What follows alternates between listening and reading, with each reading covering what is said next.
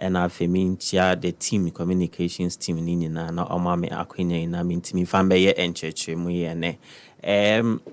first of all no communication team. Yes. Of MPP. Of MPP. Aye. Okay. Share debt exchange program ya elkosi.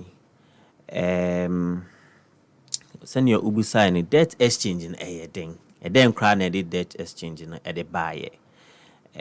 Na reference no is made to your budget. On say your budget na ya na buying decisions na buying Adrian Paul or Pese or de ma aba Ghana for akohonoma sika ya or de brain no ya na ye pick informations ni na free mu na 2022 budget aban de betu dwa no na ye share the expenditure side na ade kesia na ewo ho pa ye interest payment on say ye share the expenditure items na your public sector workers akitua your interest payment your grant to other government units yesika binding ministries municipal and then district assemblies and your use of goods and services in your buying now consuming again your some subsidies in petroleum product are buying and other expenditure items in so are buying but out of this expenditure items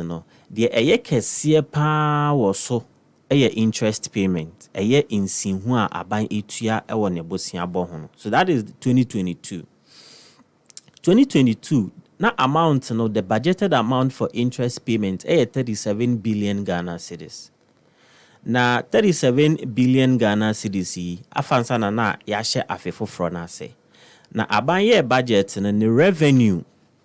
na o budget ye senka afe no obetimi enya no 100.5 billion Ghana cedis.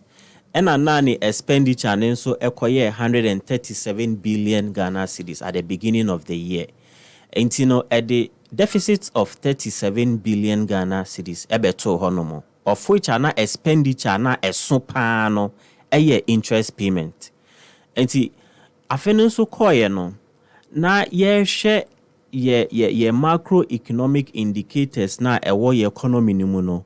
na eniswadi hu ana eda ho ebi asani ye measure the performance of the economy no ye funny free GDP ye gross domestic product ye Ghana for ye measure ye the ankrankwanjuma goods and services keka nyina abuma ye economy no sikasem no etesen na as it stands as at end period September 2022, the value of our GDP as a country, na 502 billion Ghana cedis. Out of which, the total public debt stock na ewo aban honomo 467 billion Ghana cedis. Now the public debt stock include domestic debt and then foreign debt. Inti we ye bosia aban no abo over the years and ye current government over the previous government ka ababe to honoma ye de ababe do empepe so ababe do no standing at 467 billion Ghana cedis. Na sa public debt stock na egu honomo no 2022 ye GDP no senke betimi grow economy no it was anticipated that grew by 5.8%. Now, the basket they measure GDP goods and services once Ghana ye two oil ye oil every basket anymore ye non-oil GDP and also was expected to grow at 5.9%.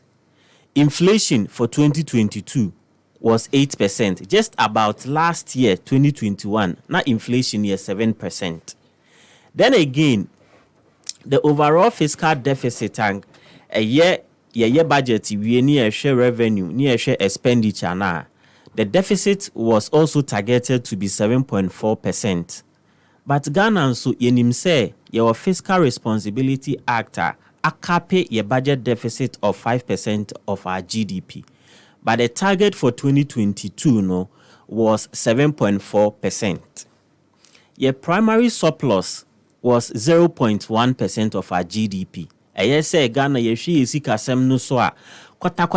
kra no ye yibi film ye titi film ye hwa yitu akibibia nsensem na sika sen na eda ho ma oman no. That was 0.1% of our GDP. Into one of mutie me tie for etie me no so 0.1% of our GDP. Me see GDP no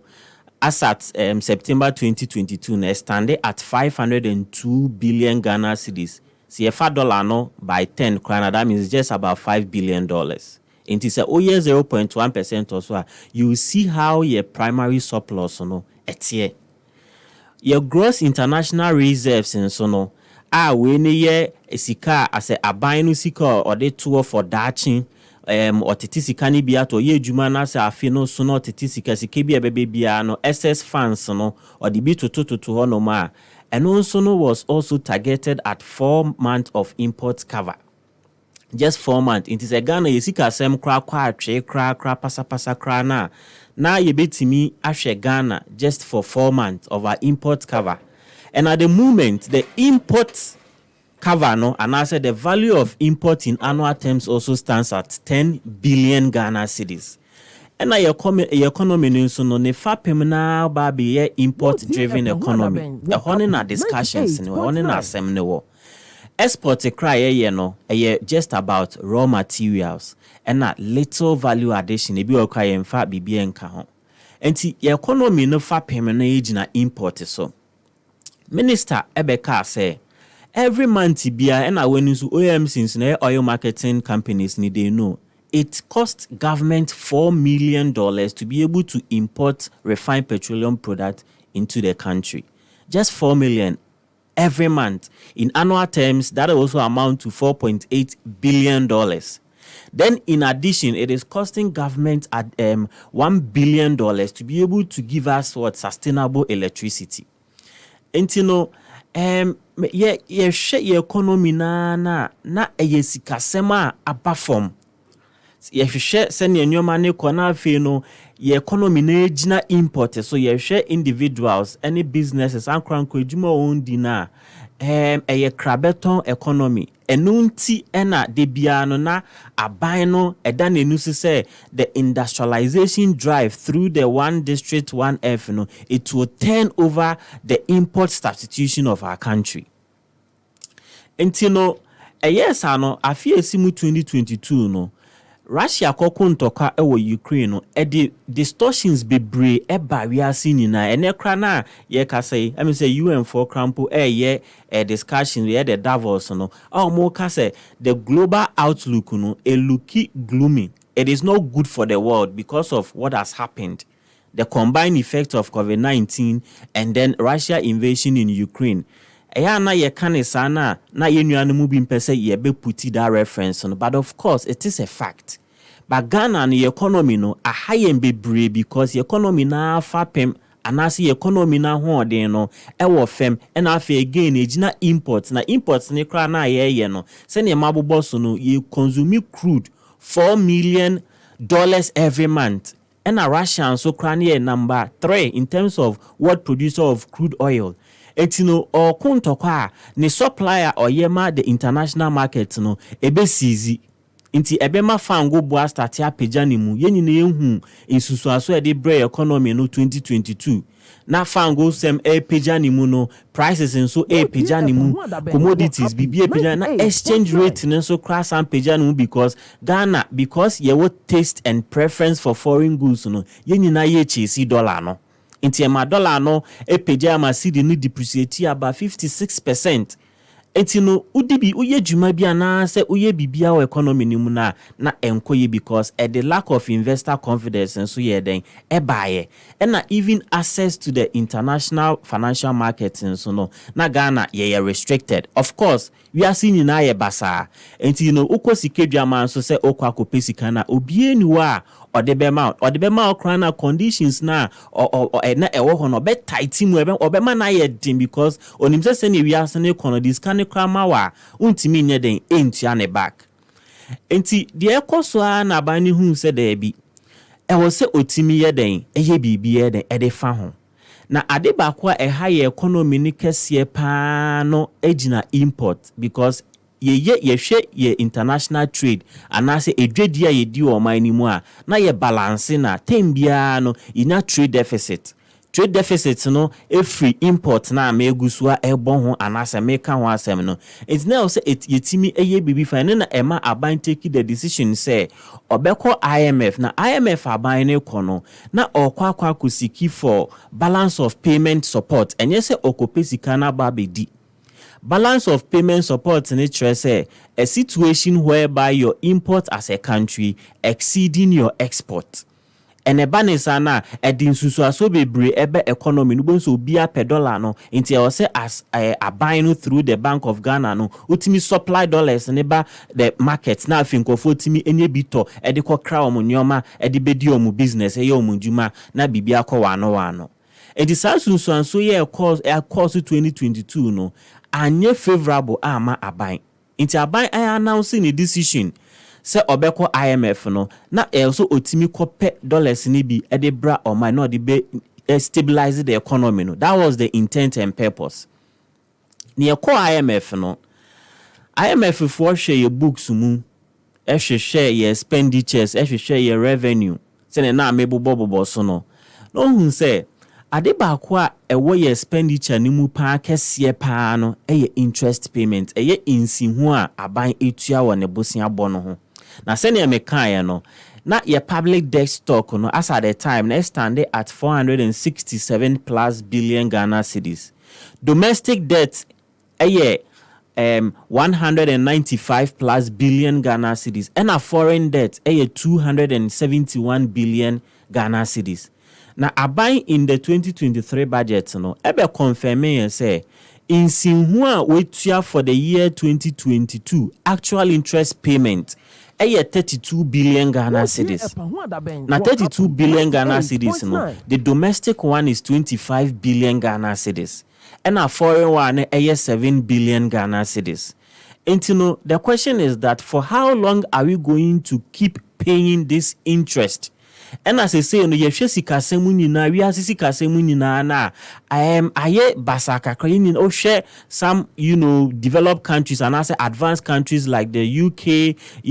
Germany. Omu nyina ohunchi sika semu because of the combined effect of COVID-19 and then also Russia invasion in Ukraine. Na Ghana ye import driven automatically we will face the heat.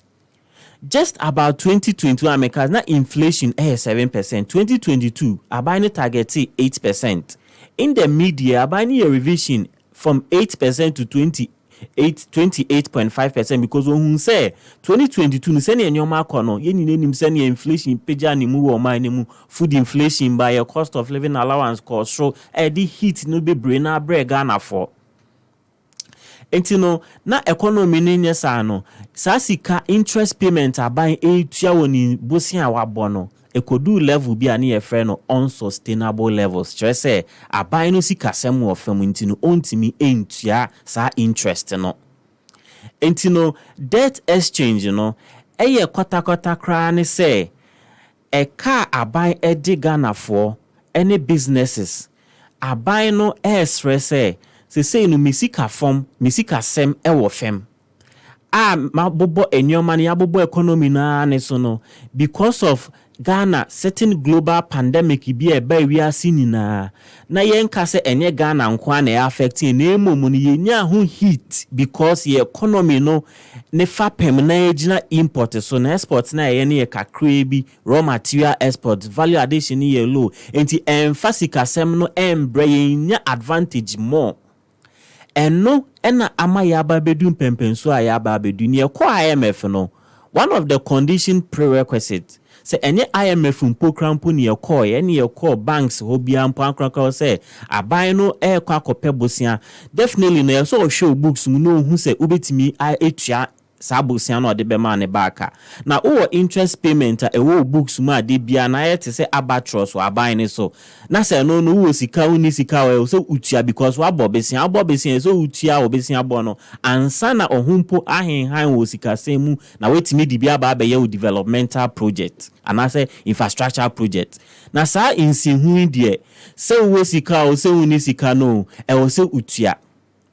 Inti ehone na aban no ewo say enya that confidence, enya courage no na Ghana for ehu aban ne ma Ghana for hu say no music asem ewo fem ahoden ewo fem na mum eya distrade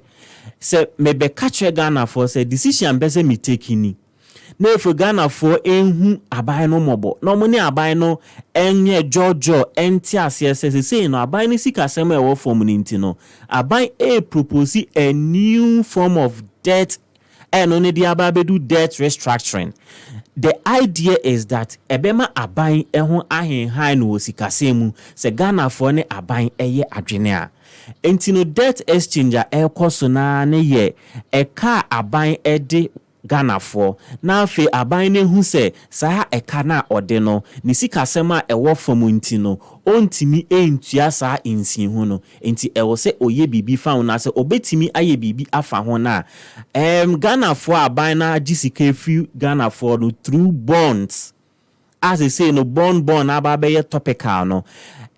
bond ye just form of a loan note and I say agreement obi owo sika obetimi de sika no abobesia any obi a ono nso hia sika no na ye enhyehyɛ ni through a medium a friend of financial intermediaries banks no aban na gisika ni mfi Ghana for directly aban no through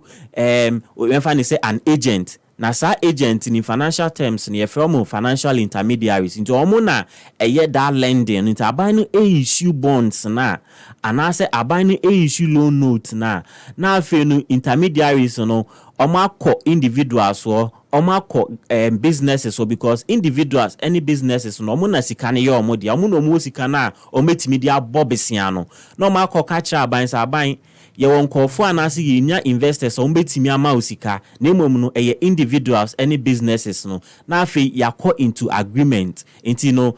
share interest rate na ye friend coupon rate no na aban propose say mobo me besia no metua nsin hu sei na afi intermediaries na age atum normal communicate ama individuals and as businesses no into amoti ase na ase enti ase eye ejuma pe na afi yakọ into agreement sa agreement no na ye friend bond say all bonde in the aban no any individuals no through the financial intermediaries no agreement say aban na bobesia and say individuals ni businesses no mudo musika abo aban no bosia enti eno ne bond no enti bond ne ye eka aban edi individuals enti say na aban ne hu say abana talking about financial fiscal stability, economic growth, abana yen hyehyeye bebre na emom no economy no si ntimi unstabilize na aban eni so ade hu mpo a opese oye no sikasemu no ontimi nya ne sa. And the first thing say obetimi address the interest payment regime as they say no because say na sikasem no from 2017 18 19 sikasem ni gina ne na so no enye sa na ayedi si 2021 2022 enti aban no aba forward aban na aye courageous aban na aye bold a waba forward say was say one Ghana for nya enkitahudie na ochre Ghana for say ne nyoma musi ye den eko na ochre won na o boss abusiani free hom no mo ye from bond holders no omo hu say ne misika sema kofem no was say metimi ye bibi from the interest payment amitua wo busia bono enti san hyehyeye na ekoso na aban no IMF acquire condition prerequisites at least no betimi harmonize o interest payment regime no na insi hu no aye edu unsustainable levels ama church asese sikasem na akofem no na afi 2022 so ni yeri nya a lot of international credit rating downgrades for our economy a the lack of investor confidence buy no for 2022 no na say aban na etimi ye den eba from no ne Ghana for na enya enkitahudie and the sign kitahudie no na this debt exchange na ye den aba enti debt exchange ne de eka aban de Ghana for na afi saa aka no ode eba beto Ghana for animu say enhyehye ya menemu call the previous years and I say 2 years ago bosia me bo free mu hono no saa nhyehyeye no mentimi endi saa nhyehyeye no so biem because me ho akyere me kakra wo sikasem mu enti Ghana for se mo ne me be ya adwen a ene me propose new debt exchange na fe old debt anase existing debt na ewo hono no me stay the payment of the interest no na ma proposing new interest se na be ya me ho be henhan mu osikasem mu na afi no metimi dia heden stabilize the economy. The bigger picture ena yehwe, and indeed there is light at the end of the tunnel if yetimi eye successful with this debt exchange program. But yenina enim say the financial market no thrive on news, thrive on speculations. Inti se adeno dwumadie ne start na agitations ne akasakasa beba ho sa pe ya na ehun susu aso ne kra no ebi eka ye exchange rate, ebi ka the financial market emfa confidence na ye nyina ye pe no emba dwumadie no enwie peye. Inti eno na ye sre Ghana for say me funny say the processes and answer the vehicle and answer the methodology and a procedure abani use ye no na dodo na friend the stakeholder consultations and answer engagement no ehone na ewo fam kakra ba say no aban no atiase Ghana for sorry ye no aban ne hu because born ne the contract agreement obia bitimi mpo take you on. Enti no aban etie Ghana for su frɛ na aban na hu se ɛwɔ se otimi eba form na one Ghana for na enya nkitahudie mo started with the pension funds won say bondholders no ebi ankrankra te say menu Ghana for na taxi drivers, nurses for teacher training, teachers for your market women o ye adwuma kakra na otimi save na say wo business na unya profit na ope baby yesie osika na the financial intermediaries or the banks, the finance houses no mutimi advice so say you betimi out government bonds amount na afen wetimi enya insihu and say profit na ekoba ne sa no na ewo say consultations no ekọ more na Ghana for timi eti aban na siye na afen no Ghana for ne kra no ebema aban no proposal new proposal ometi aban na se obi kra betimi ate aban na se no waka se mesika na ewo aban no no kra no betimi de ache aban because dwumedia aban no no is for the bigger picture say Ghana ye betimi etu mpon osikasemu Ghana ye betimi akoye nimu osikasemu na ye betimi edusa level na ene wo say ye interest payment na aban timi ye bibi fa hu because enye sustainable. In investment no so we invest wo baby kra na say private investment and I say anywhere kra na sometimes so kra no timi lose the entire investment and we have precedent in the country. So but where you are buying and I nim say are buying so the eye Ghana for ya na ye aban and I de ye sovereignty ama aban say ondi ye nim no nhyehyɛ o man ni ye emfa mayen enti no adan na ye bibi say ye de ye sovereignty ama aban no na afi aban no di dwumadie say ya ye mpese ye beboa ye ti ase say nhyehyɛ ne dwumadie ne sɛ ne na America no nkitahudie no anko sɛ ne ɛwɔ sɛ ɛkɔ but say no aban na te ase ama say no why extension of the deadline to ending of the month or ɛwɔ sɛ individual bondholders no be engage omuye because individual bondholders ne ye Ghana for sɛ ne mebobɔ so no menu ye papa no ye maame no mo akɔ pensioners a ɔmagye ɔmo pension ɔmo lamsam ɔmo ne kakra akɔ bonds yanka 3 months 6 months 1 year omunya kakra de danda ho twetwetwe omo ho no omo na omo de omusika ma aban se nka aban fa nye ejuma ntinka eyasem de na emom no ekodu level a na because ye de yensa akwhye IMF ase na at least no ye usi yetimi meet a certain deadline ni yetimi kopesa 3 billion facility no na eno fambe kushini economy no and stabilize the economy no ema dollar nsensem ne mbra form na sidi ntimi empeja. That is the objective of government and anko betimi achieve that fiscal stability na ne ho ahenhan woni sikasen mu. But nhyehyɛ no na say entimi enwie se ne Ghana for pe enti Ghana for sufre ene Ghana for agitations omo ye ni nyina no aban ne tie no asopemu na aban ne bɛkɔ so ani ɔmo ayɛ engagement no na afei no communication no ɛbɛkɔ fam krakrakra ma the ordinary Ghanaian na ne sika wɔ aban hɔ no ma debt exchange a ɛkɔ so krampo no onnim sɛ ne ɛteɛ na ɔmo rely ɔmo banks anaasɛ ɔmo finance house companies ɔmo de ɔmo sika krama ɔmo no ɔmo na ɔmo communicate ma ɔmo but ɛwɔ sɛ aban no etimi ba from kra na communication ne nkɔso na Ghana fo bia enti ase minim sɛ ɛno no yɛ dwuma yie a Ghana fo bɛte dwumedi a ɛkɔso na debt exchange ne kra no ɛyɛ den initially sɛ ne mekae no bosia bɔ aban abɔ no ɛna sesei no ahobase mu aban ne sɛ misika sɛm wɔ fam ntinu mintimi nyɛ den entua nsinhu na akɔsoro bebree saa no enti no or the cut off bi aba say all bonds and as existing bond holders are omo maturity date no who hold the bond with government to the year ended 31st December 2022 aban no say or announce first of all 4 new debt instruments starting from 2027 the maturity date 2029 2032 and 2039. This were the initial 4 debt instruments abandoned by it is a aban abo hobosiana or no agreement did that. So nan kebia every 3 months be so tuansi huma every 6 months be so tuansi huma and as every year be an so tuansi huma depending on agreement no senior enhyehyɛ ne tie no. Na afi na aban ne hu say no ontimi se eye matured ontimi entua sa insihunu because of IMF or then nsa akwa ahya ase enti no nka Ghana fo ne beye adwen a mo ntwentwen so kakra ma me because me kwa kwaji sika ewo IMF de aba be hye economy ni mu atimi abalance anase address the import status the import driven economy na ye ne fapem na Ghana economy ni gina so no na fe yetimi enya the economic growth anase the fiscal stability na ye hwehwe no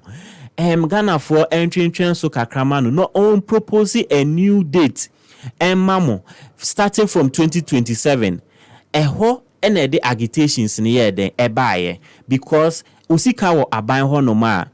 the question is what happens to obia sebio ye papa no mo ye wo fa no ma anka mo beko pension 2024 2025 2026 that period ni na what happens to them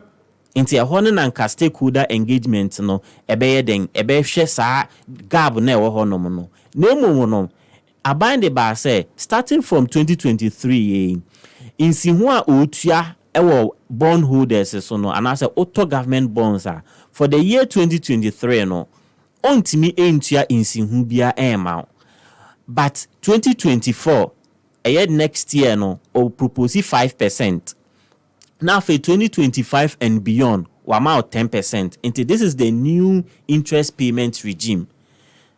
2023 the ultimate ntiashi because nisika semu enye. 2024 obema 5%. And at 2025 and beyond, we amount 10%. Nemo no even interest payment ni so auto bonds no na se maturity no eso a aban no on twɛn ma afene nso ansa na wetua nsihu no obetua nsihu no semi annual every 6 months bia no wetua kakra na afene so awasan de okakra yeden amount se na be ya there will be flow of liquidity sikasem no ebe dandane ebe fi aban ho no mo na aba ankrankra ho no mo na ankrankran so timi di wi aba aban eso anu asentua neka nti tem bia ne sika no empile up aban side ho no mo again in so no the domestic debt no won say eba ne sa with the foreign debt no eso pe na aban ne tua. But domestic debt no because aban investment no risk free ninti no se maturity date ne so pe na advisors no as advisors say let's roll over again. Enti o de mefa ne say 10,000 eto ho no mo ekoma aban na o de ye investment na interest ne 10% ubenya 1,000 wo so enti sa 1,000 no aban tua wo ka obetua 11,000 sa 11,000 no say so a instead of saying kai say aban etua or principal plus interest ni na de ma no obeyin say investment analyst as an advisor say yen san rolling over all the 11,000 back again to government because uni shia this as ikane beyepe ojipe ebia no akwa this ikano. So the best and then the safest is that give that money back again to government, because you will GDA ewa abaimu. Say bibia economic conditions no bibia e favorable. There was strong macroeconomic conditions. E bini ye say inflation sensem no ewo fem kra lending rating so ewo fem kra ye GDP no ye timi grow ye pejamu businesses thrive, individuals, entrepreneurs, small scale and medium enterprises bibia ekoso kama na sa strong macroeconomic indicators e di GDA eba economy ni mu nti yesa na udu sika kra ma aban na uwu areshe mu se onsa beka insihu no na afen wenya profit. But na the options of rule over ne banintino esama ekani nyina sambe da aban honomo. But the new proposal na aban ne hu se there be eba ne sana na the liability no increase. They say no obey payment and twice in a year. And agitations ne start here say enye Ghana fo nyina na ne aban no adwen wo enhyehyeye aban no ebai, and that is the beauty of democracy. Yenim se Ghana fo nim ewo nimde, Ghana fo nso ewo experience, Ghana fo wo adwene a omubetimi ama aban no suggestions nti ema mentimi ho ase bebre sorry ye. Nti no the various fund managers ne investment houses ne individuals ne omo page omo no se aban enhyehyeye a odi abai enye ni nyina na ene o ya adwene nti ebae no organized labor force teacher training association omu nyina page because pensions on say ye Gyimah your tier 2 your tier 3 your provident fund your insurance some of these contributory funds ni nyina no embra wo ho a share on say omu ntimi investing majority of all those funds into government bonds because it is the safest. Nti emomu nyina page omu se enhyehyeye aban de ba no aban ne nyina ne no ebe ya adwen na aban so etie na supemu. Nti no organized labor force through the minister for labor omone minister finance kotena ase na omo ye MOU na aban exempt pensioners and as a pension funds free the debt exchange no. Na in investment bia no the more asika no grow no the more benefit and as emfaso no so be den ebe grow nti ana yempe distortions bia yempe say obia ba akoye withdrawals and as obe years can na de panic and as fear bi mpo ayeden aba say na mekan no your financial market no thrive on speculations and bad news affect investment no distorted the contribution funds ayeye because it's all about confidence, it's all about growth. But bibi kakre bi eba pe na peke signals ubon se uye negotiations in krana untimi nye de enye ni ye. Inti eba ne sa no aban exempt all pension funds if the debt exchange nimu because some of the questions omubusa no legitimate here Ghana for here asem obi kwa ne pension next year ne sabisi de aka ne sika. Enti sa aban de sa pensioner CK kwa akoye debt exchanger na ese nipa ne ko pensioner ne ho betwe no onya ne sika kra aban ne tie ye na se ni am aban na ma exemption before no na individual bondholders ene na meka ye ankra taxi drivers obi otom pure water kakra nso mutu susu okọ aboso kan okọ kantamanto kan shia teller for ho no momo a yenuanu mu a omu ye fools nyanu ko ho no mututu susu kakra de ma susu companies no se sika ni nyina na eboabo anu kakra ma omu nyina de bi koye investment e wa aban ho no mo na afi aban ni hu senka on exempt omo abaning mom initial exemption but discussions ni ko enimu no na abaning hu say ye share the time value of money ni ye share current economic conditions say no wona wa bobesia ho de dano na ebi kra be matured next week yiremu 24th January no bondholders individual bondholders and investment ni bi kra be matured until we say aban so yeden etua sika ne mo per the agreement because uni obi akọ agreement na wagini sika no wa promise ne say 24th January some of them will be maturing until say aban tua aban fulfilling a part of the bargain. Aban kroya so na oye debt exchange ya opese onya sika no otimi edi movie on to the new proposal Into ebana say oye payment, there will be distortions in the investment, and I say in the debt exchange program. Into no abani hunsa no. Ena oka so enye mamima oye amendment to the already agreement no ma opportunity for the individual bondholders to partake in the exchange. The simple reason is that it is time value of money. Sikasemu. Na aban no who say sika waji every individual bondholders previous years, about 2 or 3 years ago. Na say no inflation sense ma peja ni mu no. They say no otua sika na ma omunya that value no. Ukra sika ni sisi ana pese uto bibi sisi akra na nka value anka benya ni 2 years ago no. Unya. So the best is that more opportunity, individual bondholders opportunity. No more partake se ne be ya ye call the new exchange na sikasem no be kosro. Aban nso ewo arehyiemu wanisa endiso ade hu say obetimi a control inflation sa ebeti so kraba from kra because yetimi hwe ye import ni address the import driven economy na ye say ni ye womu ni say na all the macroeconomic indicators will start responding. Now if yetimi apija ye GDP na enka ebeboa Sankita hudie no ena ankoso bebre ama individual bondholders emo so ye den omo page omumu na mede conclude crampo no aban no so decide say at least no say meji sika bonds ye mature na say meji a say metimi etua bisika kakra den edema just to also allow for the exchange to go on say be ya ombeji usika inti aban ni hu sa no say den agana for ebenya sika ebehia sika ni bi say na ebi muka say ne wo fire obi wo ye pension ototo ndru kakra na aban so a cash fee of 2% my individual bondholders ne say so moti ase a at least no sika kakra we no obetua ma omo na omo ti aban na se na nka aban ne dia ye exchange no. Enti no ehon na say no ye de discussions no ababedu but nini na ye engagement nini na ye consultations nini na ye kasa ene abojosem Ghana for no I express your opinion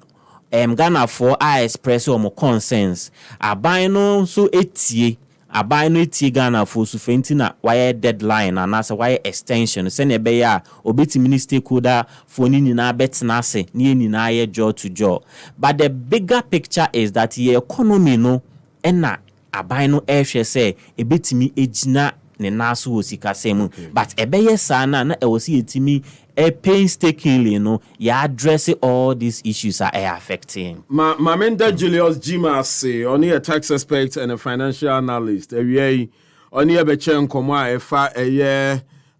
bond ho any the debt exchange program no ehon. Julius you better say ewo encheche a wo de ebre yan no na minim say ebre pam you be say share bio na ya to aso every 28 minutes past 3 epa ho adaben on Happy FM 98.9. Still to come, Ali Suraj, from the office of the Vice President and a member of the NPP, Anafi, my good friend and brother, Alote, all the way from Alote constituency in Ukraine. I mean, and also Utium, and also Utium, Dr. Adumaku Kisi constituency. I want to Alote so every airbar. He is a member of the NDC. So just hang on, the conversation so ebe to also amamu.